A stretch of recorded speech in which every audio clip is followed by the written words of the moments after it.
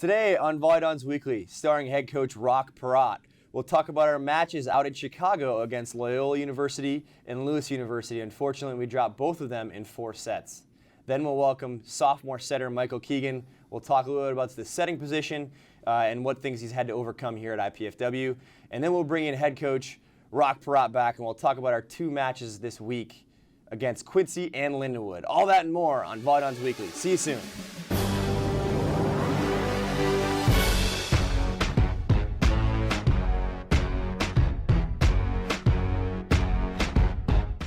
Welcome everybody to VolleyDons Weekly. I'm your host, JW Keycafer. With me we have head coach Rock Perot. And a quick thank you to our sponsors, Alco, Active Ankle, ASICS, Glenbrook Dodge, and Hyatt Place.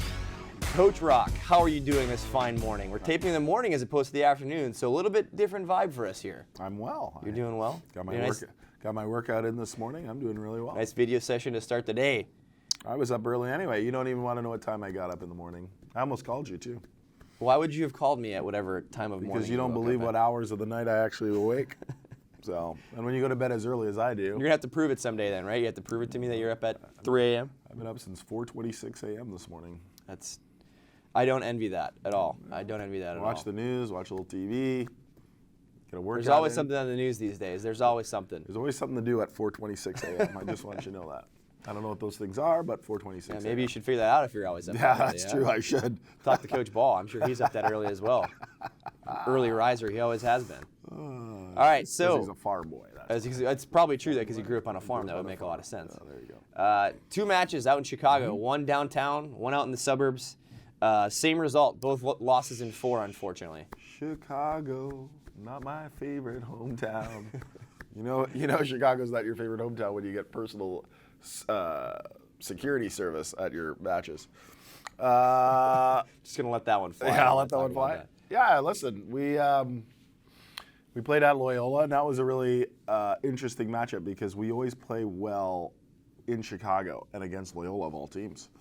Well, downtown specifically, we usually play well at Loyola, for sure. And we match up very well against them, even though I think they're a much bigger volleyball team than we are. Jeff Gentrick, who's the best middle as far as I'm concerned in the nation at 6'10", and they have a couple outsides who are about 6'6", 6'7" or so and can play. But we put ourselves in a position to be successful, up 20-17 in the opening set, 22-18, and then could not close the deal in the opening set. And we played very, very well to get that lead.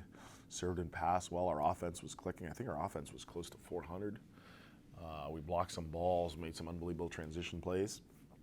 And then we just collapsed at the end of the first set. Second set, we battled really hard through some adversity, some poor officiating calls. And then we were able to scrap back, and I think it was 28-26, if I remember correctly. 28-26, we were able to pull out the second set. I thought we had some really good momentum going into the intermission. And then the dreaded 10-minute break. the 10-minute intermission. You know what's so interesting about, and I had this conversation with the head coach, Mark Hulse, about it, because he and I are totally opposed to this 10-minute intermission thing. Well, they do it. We both do it. Everybody we does do it at home. They do it at home. But if you both hate it, then why do we keep doing it? It's for promotional work. I mean, it's for all that. But they talk about halftime. Volleyball is the only sport I know where we've tried to dummy down the sport to people, and we've tried to cater it to be another sport, like basketball, like a halftime thing. It's really weird. And I don't even think that had one factor or another because it helps teams adjust or not adjust or whatever. And so we came out of the third set, and credit to Loyola, they made some really good adjustments and they really put it in gear, and we just couldn't keep up with Loyola after the third set. You talked about that first set a little bit and how we were up 22-18. And then you called it, I think you used the word collapse. Talk a little bit about what you mean by that for people who, obviously most people weren't there because it was in Chicago. So talk a little about what you mean by collapse. And that's something that we have been stressing with our team because I think we've been in those situations a lot recently. And actually in the third set, we were up 11-5. We came out fired up in the third set, and then kind of it got away from us a little bit again. So talk a little bit what you mean about collapse. There are good losses and there are bad losses as far as I'm concerned. I truly believe there are good losses and there are bad losses. Bad losses are losses in which you, us in this particular instance, cause the errors to create the loss. And it has nothing to do with what your opponent is doing. And for us, the first part was the fact that we stopped passing the ball. I think 2 or 3, I think at 2017, We had a service ace against us, an overpass, we couldn't score a point, something like that. Missed a couple serves down the stretch. So it wasn't anything that our opponent was doing as per se. It had to do with us not being able to execute at a high level. And sometimes people will tell you, well, it's a young volleyball team. You know, your freshmen and sophomores, that's who you play with very little playing experience from a year ago. And part of that is true, but they've been around volleyball a long time, so it's not like they're new to the sport or haven't played it before, whatever. So it's a choke job. I mean, it literally is a choke job when you can't perform, and it's not the duress that the other team puts you in, other than the fact that Loyola just spun the ball in bounds and knew that we were tightening up, and we tightened up when we saw the finish line. And I think that exact same thing happened when we played Lewis the next night, or 2 nights later on Saturday. We had that great lead. We were up 24 to like 17 or something like that.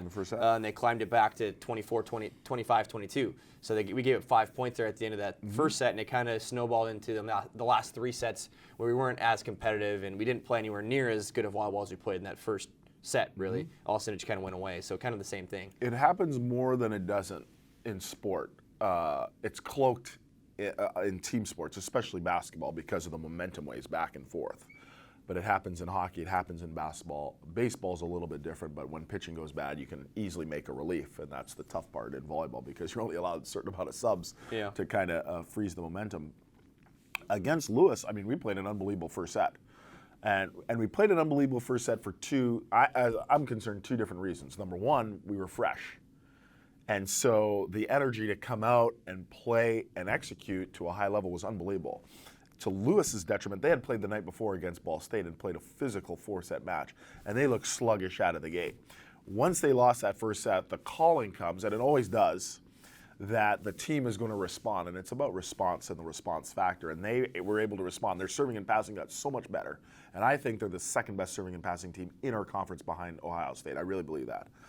And we could not sustain the high level that we had in the first set, and they really dictated play and took it to us second, third, and 4 sets. Talk about some of the good things you saw from that Lewis match and Loyola match, some of the things that we're building on, and you talked about some of the young people we played. Talk a little about that really quick. Kyle Fitzgerald played exceptionally well over the weekend. I subbed him in the second set at Loyola. He did not make an attack error all weekend. And he's a player who hasn't had a lot of playing time all year. Not a lot of playing time this year. Big kid, 6'7". I thought he played very, very well for us in the middle. I was really impressed. I know you're going to have him in the second segment. Michael Keegan's defense. I thought Michael Keegan's defense was exquisite, and he played very, very well. And I was really pleased with Colton Stone's offense.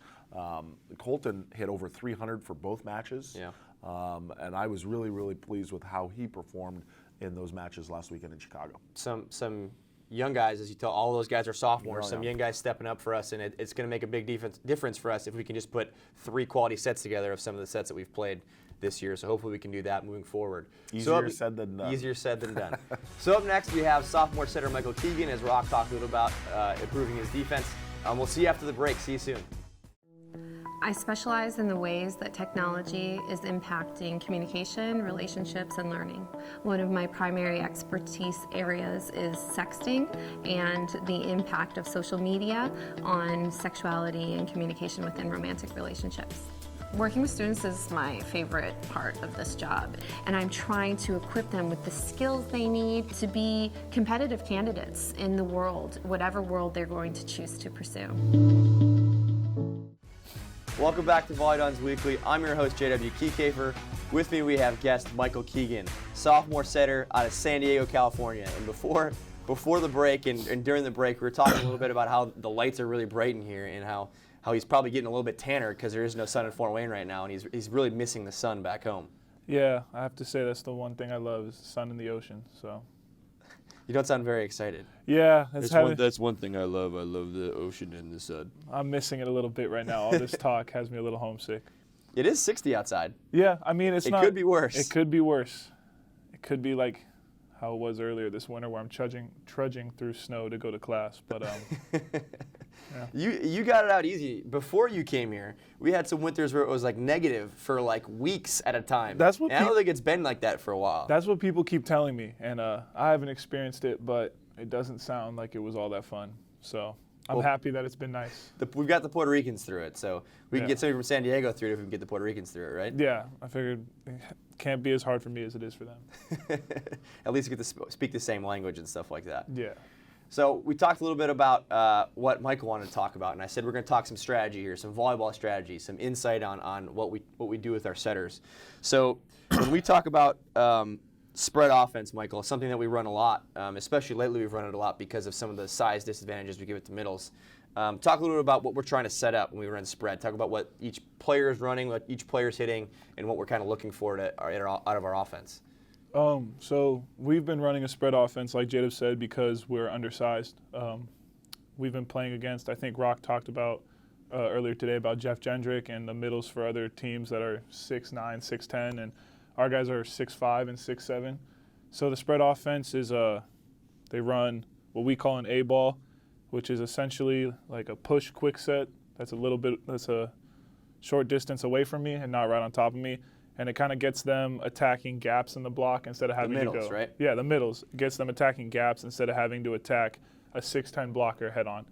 So it's to get them a better look, and also at the same time, it isolates our opposite on the backside. He's hitting on the right pin. And with the middle spread, he has a lot of space to swing cross because the middles are late. And also with the tempo of our offense, setting the outside gets blockers guessing with our middle and then gets some one-on-none looks for our outside hitter. So because of how small our team is again, or not small I guess, but just undersized compared to other teams, our spread offense really gets us, I'd say, better looks in system. And if our passing kind of gets suspect or anything like that, it's still you can still set the middle when they run spread offense rather than if they were to run tight. So yeah, talk a little bit about the differences in tempo that we've been running this year compared to last year. Last year we were a little bit higher of a tempo team. Yeah. Traditionally, IPFW with Coach Ball has been a very high ball type of team where if we get out of system, we're just going to put the ball high and let our hitters go hit it. And this year we've come into this season with a much different philosophy on what we want to do with the ball and how we want to set the ball, especially to the pins. And can you describe a little bit about that and kind of maybe the differences of the systems that we run last year to run this year? Yeah. Well, last year I played with Andy Sellen and Alex Harthaller, who were 6'6" each and jumped really well, so you can get away with running high balls and just letting them be better athletes than guys we were playing against. But this year we're a little bit smaller. We have Dickman, Alex Dickman hitting on the right side, and then Pele and Colton hitting on the outside.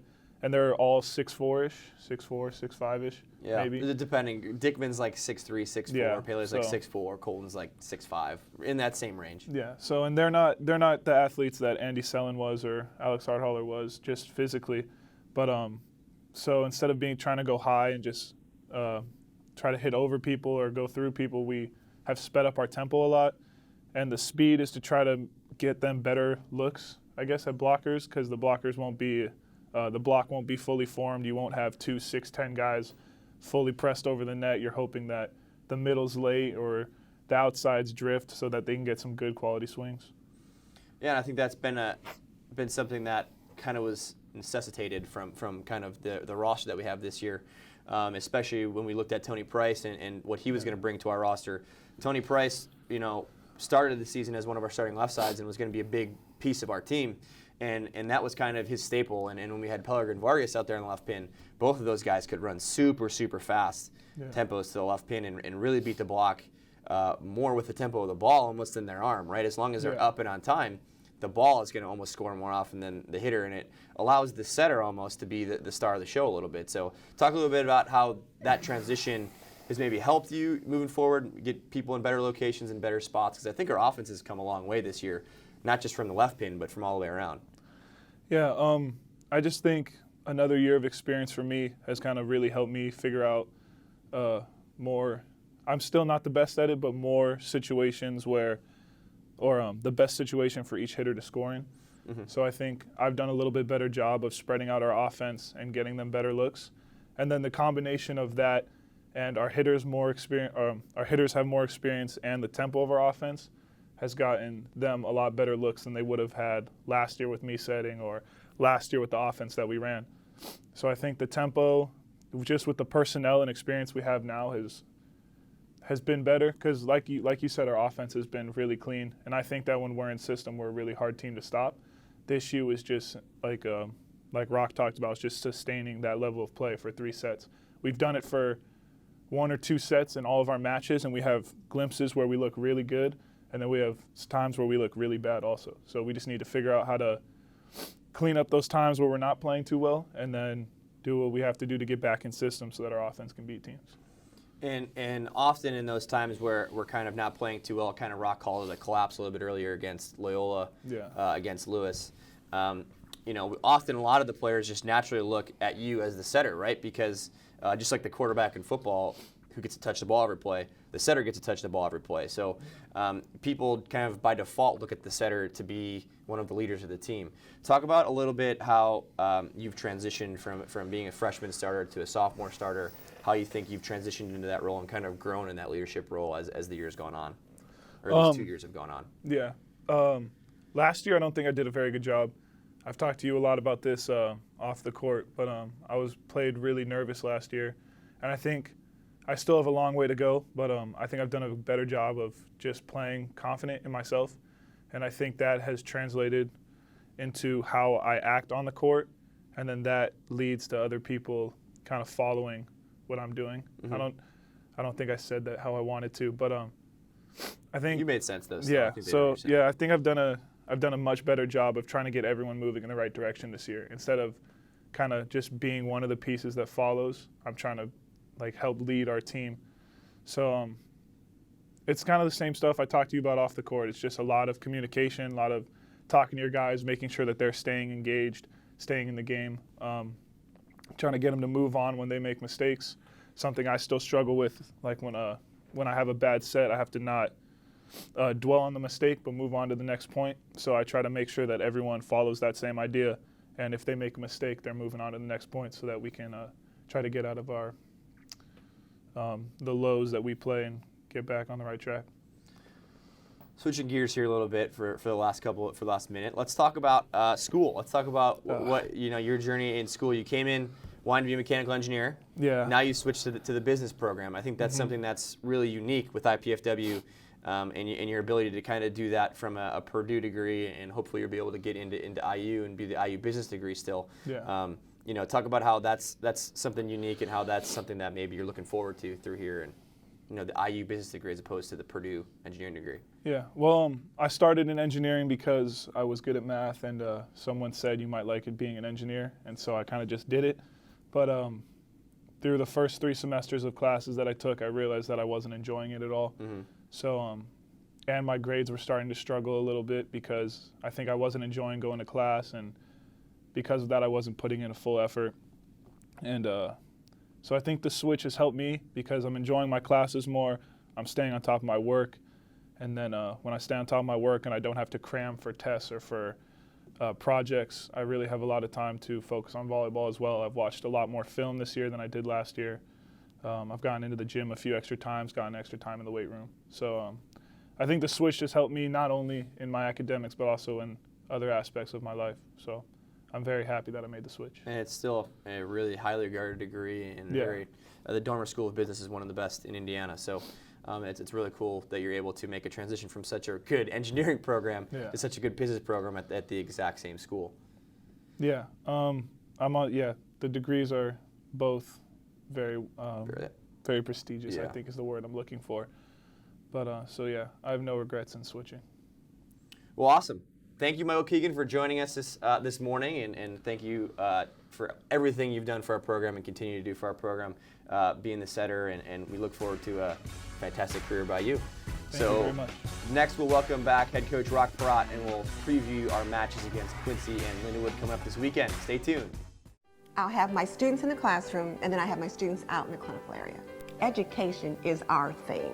We can heal and save, and we can do a lot more with preventive health than you can ever do on the opposite end. I call my students my junior medievalists because that's what I like to think I'm doing, is creating the next generation. Even if they don't take this for the rest of their lives, they will have this memory of reading Beowulf and reading Chaucer.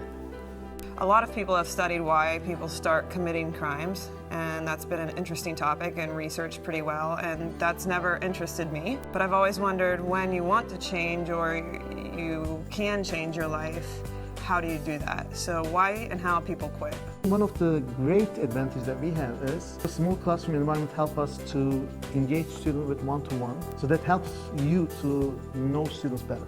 And that also helps students to know professor better.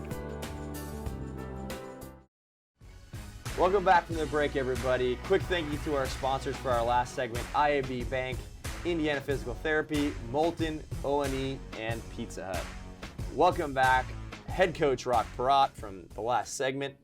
Michael Keegan, starting setter for 2 full years for us now, or 1.5 years, because we haven't finished this year out, but started for his entire freshman year pretty much. Continues to start this year. As you said earlier, he's doing some really good things on the defensive end as he's learning a whole ton and just getting better at that aspect of the game. Good kid, really is working his tail off, and actually he just said he left to go to get a workout in. So somebody who really wants to be better and has kind of a chip on his shoulder to be better. Well, they're all good kids. Name one bad kid. Oh, we got a lot of good kids, which is I agree. This is a good group of kids. Michael has come a long way. Michael wasn't or did not become a setter until about 4 years ago. So he's actually, the position is still relatively new for him, number one. Number two is the fact that by implementing my new offensive system, he's had to really adjust his game to it because obviously it puts a lot of pressure on the setter to make sure that you can set a hittable ball that's so fast. So I think Michael's done a really nice job, and he's really worked hard on his intangibles, his leadership skills. He's really worked on being a better teammate. He's really worked on, and so I think that, and he talked about the academic side with him studying in academics, where he can kind of release some of that extra stress because he's so much more well prepared academically that now he can just go to the gym and focus on volleyball as opposed to a test or something like that. So he's come a long way in a year and change. I'm really happy to have him, and hopefully his development continues to be a good one. Yeah, and like you said, a lot of pressure on the setter in this offense to set a hittable ball at the tempo that we need him to set it at. And it's something that maybe he struggled with even with the higher balls last year and has really come a long way this year. And I completely agree with the intangible things. I think defense is an intangible for a setter because the primary of their job is to set the ball at a hittable location, and that's the biggest thing for them. And then the other things are more intangibles. He's serving the ball a lot better than he was last year. He's serving the ball on a line drive with his float serve. And you said the leadership aspect and being a little more positive on himself and with his team. He's come a long way and needs to continue to come a long way because that's something that he's just kind of figuring out. He's kind of figuring out himself as a leader too, which is something that's kind of, I think, been difficult for him when he's a freshman, is he's figuring out his own leadership style as we're asking him to do it. So that's always a tough thing to do, is figuring it out on the fly, throwing him to the wolves. So I think he's done a fantastic job of this year of taking the next step. Just hopefully he continues to take 3 or 4 more.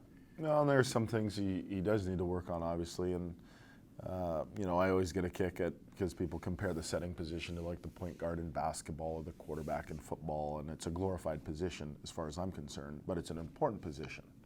And when your team isn't doing very well, you're the first person to blame. Yeah. When your team is doing well, you get the credit. So it's a catch-22, but Michael has accepted the challenge, and we're a much better team because of it. So let's switch gears here and let's talk about Quincy and Lindenwood upcoming this weekend. As you said today in our video session, 2 of the biggest matches of our season, being 1 in 5, I believe, in conference right now. It puts a big premium on these 2 matches against 2 teams that are below us in the conference standings. So really have to have these 2 matches, and they're against 2 pretty good volleyball teams I think we should beat, but they're pretty good teams. They got some good pin players on the team. Jake Duckworth from Lewis and David Seabaum from Quincy are very, very good. Lindenwood from Jake Duckworth and David Seabaum from Quincy. So 2 very good pin attackers. Well, the record does not indicate the type of program that they are. Lindenwood has yet to win a conference match. They're 0-7. Quincy's 1-6. Their only win over Lindenwood. I told you this before the season, that those 2 matches, and we play them 4 times, are the biggest matches of the year. And we only won one of them last year, I believe. And that was the one time we beat Lindenwood once, when and we lost needed to Quincy get in the twice. postseason, by the Yeah. way, which is pretty amazing. We lost to Quincy twice, first time that has ever happened. I've been so embarrassed. And they're big matches because of this. Quincy plays a style or a brand of volleyball that is relentless. It's simply relentless. They're unorthodox. Players are playing a million different positions. Lineup, good luck doing a scouting report. People are coming in and out like it's ice hockey. I mean, they're all over the place. So it's hard to play them other than the fact that you know the ball's going to come back and you got to work to put the ball away for points. Lindenwood is a different story because Lindenwood doesn't look like they get the quality of player perhaps or the quality of coaching perhaps, but they can surprise you because of the level of talent. This is by far the biggest weekend because it goes into our break, our spring break, even though we have one more match in Toledo, which is a non-conference. I'm just referring to conference play. It can go in by building a lot of confidence, whether we win 2 matches on the road in 2 hostile environments, to be quite honest with you. Good at this nice break over spring break where we can kind of rest, relax, recoup, refine our skills, and then come back and get ready to travel to Phoenix to play Grand Canyon. If we should lose one of these 2, if not both of these matches, then it kind of puts us in a tailspin. And I don't want that to have happen. And I really want the revenge factor, which is best served cold. Of course, that's the old adage.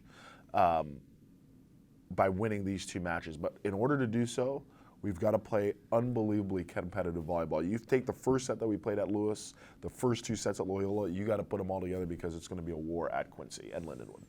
Yeah, I think both these teams can surprise everybody, and they surprised Ohio State last week. Both took a set off Ohio State, so they're both playing good enough volleyball to do that, and Ohio State is clearly the best team in the country, I think, right now. So they can make some good volleyball plays, and they're ready to play. How much do you want to bet it's Quincy's alumni weekend this weekend?